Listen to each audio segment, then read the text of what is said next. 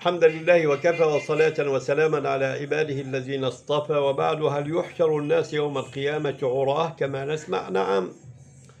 الحديث الذي أخرجه الإمام مسلم عن أم المؤمنين عائشة، وفيه يحشر الناس يوم القيامة حفاة عراة غرلا. قلت يا رسول الله صلى الله عليه وسلم: الرجال والنساء جميعا ينظر بعضهم إلى بعض؟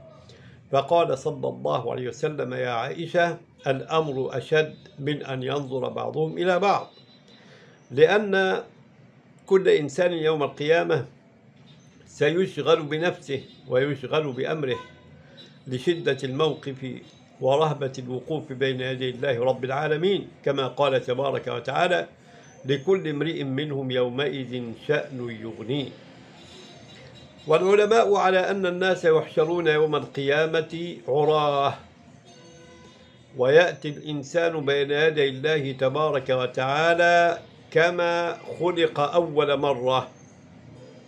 فقال: فإذا قطع عضو من الإنسان في الدنيا أعيد إليه يوم القيامة، لقول النبي عليه الصلاة والسلام: حفاة عراة غرلا. قالوا: حتى الختان، هذه الجلة التي تقطع من الإنسان عند الختان فإنما تعود إليه. لماذا؟ لقول الله تبارك وتعالى: ولقد جئتمونا فرادا كما خلقناكم أول مرة. أبو سعيد الخدري روى حديث النبي عليه الصلاة والسلام: إن الميت يبعث في ثيابه التي دفن فيها، فحمله على العموم، ولكن في حقيقة الأمر كما قال سادتنا العلماء إن هذه الرواية تخص الشهداء.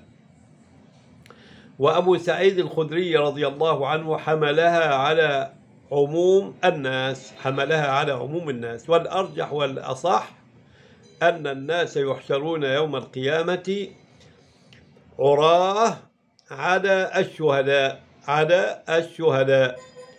قالوا: وتزاور الأموات في عالم البرزخ أيتزاورون وهم عراه؟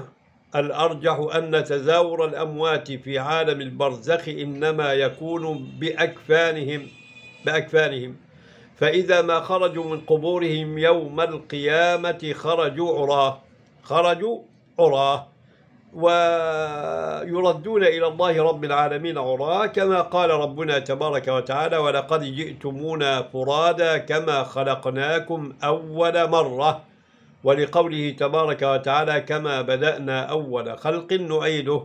هذا، وصل اللهم وسلم وبارك على سيدنا محمد.